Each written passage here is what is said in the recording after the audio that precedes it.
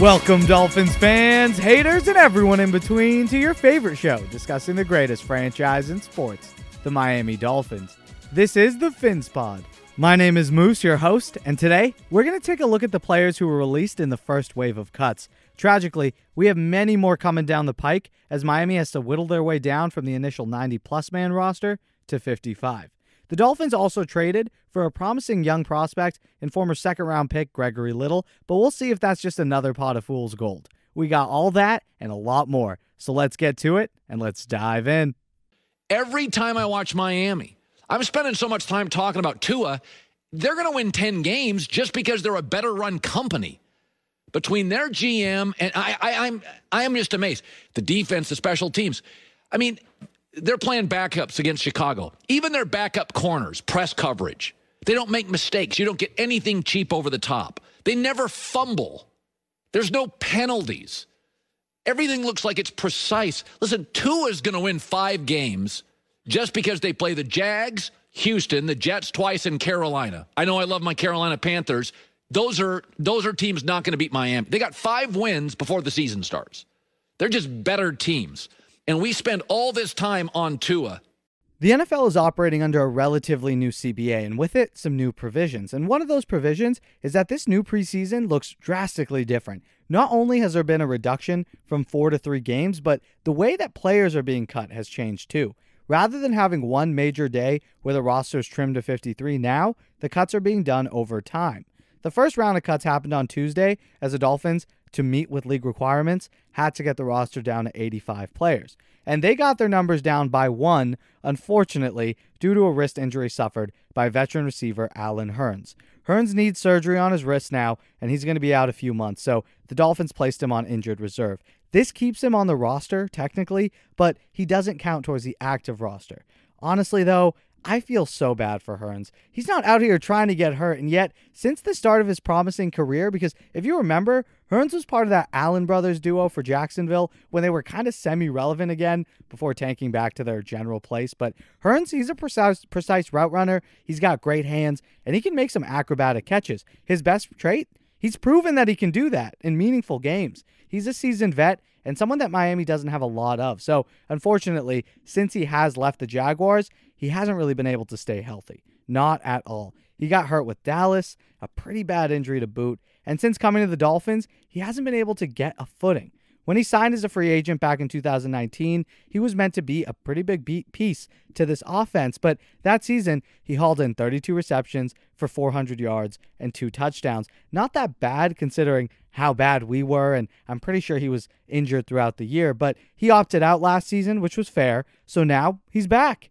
And it was going to be tough for him to get a spot anyway, considering the depth that Miami now has. But nonetheless, he could have showed out and earned a role. He was making some plays in camp or potentially gain value in these games and then become a trade piece prior to the season. But no, the poor guy gets hurt once again, and now he's on injured reserve. But hey, on the bright side, he's still getting paid while he is on IR. Although, similar to DJ Fluker, maybe the Dolphins will work out an injury settlement or something like that. But if they want to stash him on IR, keep him there, wait for him to heal. I mean, it's good that it's a wrist injury and not like a lower body thing. He comes back ready to go. Maybe you have an injury at wide receiver. You can bring him back. So it's not the worst thing considering the depth at the position. So the names of the guys who Miami did have to let go, these are really the guys who had the longest of odds to make the team based on positional depth, where they were playing, and just generally a lack of reps for them to develop and show themselves in game or practice, or frankly, they might not have earned the right to get those reps. But the players who were released on Tuesday go as follows: cornerback Jalen Askew, defensive tackle Jerome Johnson, offensive lineman Jonathan Hubbard, Tyler Martz, and Timon Paris. Good luck to all of them going forward. Guys like Askew and Jerome Johnson, they did have some tough sledding, considering that the cornerback room is stacked for Miami. But hey, maybe Askew can hang around in the league. We'll see. Jerome Johnson, although athletic, he needs more time to refine his game, and he had a loaded defensive tackle room to compete with as well.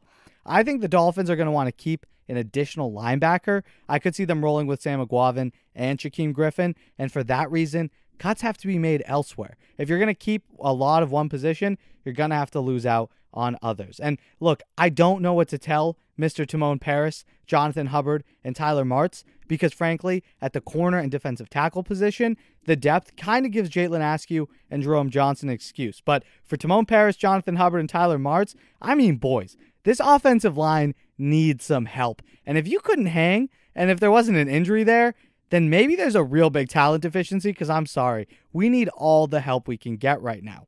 One guy who's not getting cut, despite seeing less playing time than even Jonathan Hubbard, is Brazilian prospect Durval Queiroz Neto. Neto came to Miami through the NFL's International Pathway Program. Other guys like Jacob Johnson, fullback of the Pats, he's originally from Germany, or running back Christian Wade for the Buffalo Bills, originally from England. The league is not only trying to give these guys a shot with some high-level coaching that they haven't been able to receive before, as well as a chance to prove themselves, but it also spurs up interest in the game globally. I mean, for Durval, there is definitely a contingent of fans in Brazil who are rooting for him. His story is great, and due to the program, he gets an exemption. So he doesn't really count towards the roster. Miami can keep him and not have to, cut him due to reducing to the league requirement. He did join Miami back in 2019 when the new Brian Flores regime came in. And coming from Brazil, he came out as a defensive tackle. Athletically, he's a freak. He's huge. 6'4", 330 pounds, but he's really fast for that size. Not to mention crazy strong. I would recommend searching his name up on YouTube and looking at some of those highlights from when he was back in Brazil. The Dolphins got him in, they trained him, and they worked with him throughout that 2019 offseason and throughout practice over that year. And then last offseason, after trying to see him at defensive tackle, again, maybe it's related to the fact that they had so much depth, but regardless, they made a switch. They decided to try Durval at offensive guard, and I mean, physically, it suits him perfectly. He's got a real stout frame, physically violent, right? He's really physical and provides a lot of aggression when he's on the line of scrimmage, at least from those highlights back in Brazil. And again, that's exactly what the guard position suits, not to mention his strength and high motor. But a man can't just become an NFL guard overnight. So the team has continued to develop and work with him, having the benefit of not, again, having to release him or worry about his roster spot. And that same thing applies for New England and Buffalo for their respective players. But hopefully we can see Neto in action soon, ideally this weekend against Atlanta. I want to see what the kid has. To be fair, though, he's not really a kid. He's 28, so physically, he's ready. He is as strong and fast as he's going to be. Let's see if he's able to understand the nuances of the position and the play calls from the other side of it, because switching positions is hard, let alone sides of the football field. He went from defensive tackle to offensive guard. It's a completely different language, but I'm excited to see what he's got, because this line could really use some help. And if he becomes something viable, then honestly, it's a great piece and even better story. Speaking of help on the O-line, Chris Grier decided to take on yet another team's failed experiment at tackle as the Dolphins traded for former Carolina Panther Gregory Little. Little is still a really young player. He's only 23 and by no means has a past like Isaiah Wilson. So don't lump them in together. Isaiah Wilson has a whole nother batch of issues. But Little's issues, they're solely rooted in his performance on the football field, at least at Carolina. Coming out of Ole Miss in 2019, he was touted as a pretty solid prospect, at least physically. He looks the part. He can move well for a tackle. He's got the frame to build on as well, considering that young age of 23. The problem is, like Austin Jackson, he's not powerful right now, or at least he hasn't been able to prove to be a powerful, reliable blocker. He gets beat often. And although the stats out there suggest that he's pretty good, I'm pretty sure it was like in his appearances he didn't allow a sack. But when you watch him play, the tape tells a different story. When he gets beat badly. I mean, objectively, we got the guy for a 7th round pick, so the Panthers had him under contract, and we invested in him regardless. It's gonna be worth it, because a 7th round pick for a guy, another team's 2nd round pick 2 years into his career, worst case it doesn't work out, you weren't going to get anyone near that prospect level of a talent in the 7th round next year. So the fact Miami kind of threw a flyer out there, I got no issues. But my question is, why did they bail? What's wrong with this guy? Why was Carolina so willing to move on from Greg Little for a 7th round pick, pennies on the dollar? Why? he did play games for them, right? Over his 2 seasons, he appeared in 14 with 6 starts. But is there a deeper issue that we don't know about, a reason for the Panthers to want to part ways? Or did they just feel like he reached his ceiling and it wasn't really a good fit? Maybe it wasn't a good scheme fit. Who knows? But in my opinion, the acquisition of Little is more likely to set a fire under Austin Jackson. I think Jackson's a better prospect, a better player. And the best case for Miami is still for Jackson to take a step forward and become your starter at left tackle. We'll see if that happens, as well as why the Panthers were so willing to move on from Gregory Little and if it was just a mistake on their end. Whatever it is, the Dolphins clearly do not feel the same way. They believe that they can coach him up into something worthwhile. I hope they're right, because so far, the track record really hasn't been great. Although, to be fair, I guess we do have to look at 2 separate things. One is the talent evaluation at the offensive line position. The other is development of those guys. Again, at most other positions, Flores has shown that he can coach guys up, and he can bring in coaches to help him do that. They can grow players, teach them how to play the position. Again, guys like Nick Needham, Christian Wilkins is doing it as we speak, and even Michael Dieter. Again, he's proven he can bring guys along. The Dolphins coaches can maximize a player's ability and then help them succeed by, again, putting them in positions to use their abilities rather than, Adam Gase, exposing their weaknesses. The problems arise when the weaknesses impede their ability to even get to showing their strength. And we've seen development from Michael Dieter, as I said. He came in raw, and now he's very likely going to be our starting center. Jesse Davis, he's managed to stick around as well, although we'll see for how much longer. And Robert Hunt is obviously proving to be a great addition to the line. But then you got problems with Austin Jackson, Solomon Kinley taking a step back. These guys have struggled to take that second-year leap, but that story is going to pan out, and through the course of this season and the coming years, we're going to know if Flores is actually the guy to help improve offensive lines, and if he can do that while leading a football team. For now, we can take an objective look, though, back at Chris Grier's ability to identify good ones to bring to Flores. I mean, Flo can work with the clay that is given to him, but if Chris Grier isn't bringing good clay when he goes to the store, there's nothing Flo can do. So what clay exactly has Grier brought since taking over the Dolphins draft back in 2016? Well, they did start hot with Laramie Tunsil, but other guys like Isaac Asiata and Isaiah Prince, and then Dieter, who struggled out the gate, those guys aren't great names. These are guys that the Dolphins attempted to draft. Isaiah Prince was a 5th or 6th round pick, developmental. Isaac Asiata, mid-round pick. But none? You can't hit on any mid-round lineman. It shouldn't be that hard. Other teams are doing it, but for some reason, it can never be Miami.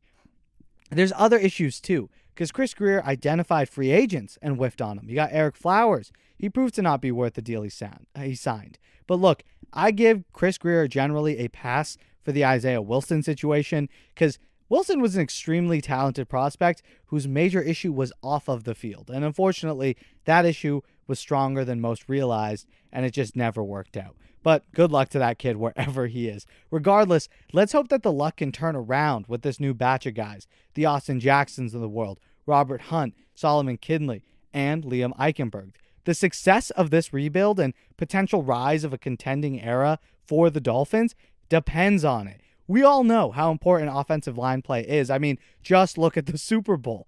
The great, amazing, purely awe-inspiring Patrick Mahomes himself was turned into a puddle against a great defense because of immense pressure. The line was a sieve. The Chiefs couldn't get a running game going. It was a mess. A mess started up front. A mess that, if Miami's not careful, could be their biggest impediment to success. Yet again. Damn it. I mean, how much longer are we going to have to deal with this? Regime after regime, GM after GM. Why is it so damn hard to properly allocate resources and actually get a solid offensive line? Honestly, it's because Dolphins, I think the reason that it's so difficult for teams to build an offensive line is because teams generally cut corners. They don't want to invest those resources in a place that's not as sexy or valuable in their eyes as the offensive line, because we know the importance. But look, just go find a guard. Go find one in the middle of the rounds. Some guy who's been cut from another team. Develop him. Find a center. Get a tackle. Well, shit, if it's so easy, then why do over half the teams struggle with it? Obviously, you can't bet on drafting 5 guys 5 years in a row and building a great offensive line through the draft. That's very difficult to do unless, of course, you're hitting on them. And again, you also can't spend all your money on multiple big-name offensive linemen, but a healthy combination isn't the worst idea, and Miami's kind of purely going the draft route and cheap free agents. The last time Miami's line was arguably good to great, it was when it featured Brandon Albert, Laramie Tunsil, Mike Pouncey. What a monster unit that was, huh? Leave it to the Dolphins to waste that. But anyway, what did that line feature? You had a big-name vet in Brandon Albert, someone you knew what you were getting in, play out, someone that you also drafted high and developed, Mike Pouncey, one of the best centers in his prime, and then a new fresh-faced stud in Laramie Tunsil. The Dolphins hope that they've achieved some semblance of that with their recent investments. I mean, considering all the top 50 picks that they've used, it better work. I mean, that's the thing on Chris Grier right now, is his ability to identify and build an offensive line. Between Liam Eichenberg, Austin Jackson, Robert Hunt, let's hope that they can build some chemistry and get something going. Because I don't know about you guys, but I dream for the day when we don't have to seriously talk about the offensive line because it's handled. We're good there. But no, here we are in August, weeks away from kickoff of the regular season, discussing the viability of our offensive line. What do you think of the Greg Little trade? Does it signal Miami's botching of the Austin Jackson pick? Or do you think, like I do, that the trade's more likely just used to motivate Austin into claiming that role and stepping up? Discuss below, and also, we'd really appreciate it if you could leave a review on Apple Podcasts if you're listening. It really helps us out, and it's also going to help other Fin fans find the pod. Thank you again, and appreciate everything you guys do for me and the show. Fins up. Oh, this is going to be exciting. The rookie out of Alabama, who is one of the electric special teamers in college football, Jalen Waddle, the number 6 pick, former teammate of Tua Tagovailoa from the 13. Better put a body on this guy, man. He put together some electric moments in an Alabama uniform, in particular in special teams. Plenty of time for Tagovailoa, lofting it up there, and it's caught by Mike Gesicki. The excellent tight end sheds a tackle, and finally Houston Carson runs him out of bounds. That's going to do it for us here today. Thank you guys so much for listening to the PhinsPod. Hope you enjoyed it. Thank you always to Timothy Ritchie, member of the pod and supporter of the show over on Patreon. Check that out. Links in the description, or head to patreon.com/PhinsPod. Thank you all so much for the continued support. Please remember to like the video if you enjoyed the show on YouTube, and subscribe whether you're listening on Spotify, Apple Podcasts. Be sure to subscribe just so you never miss a chance to chat about your Miami Dolphins. Please leave a rating and review as well if you're listening via audio, because remember, the PhinsPod's available on all platforms, Spotify, Apple, and Google Podcasts, and of course on YouTube. Continue the conversation with us over on Twitter and Instagram @PhinsPod. I hope you all have an amazing day. Until next time, stay safe. Love y'all.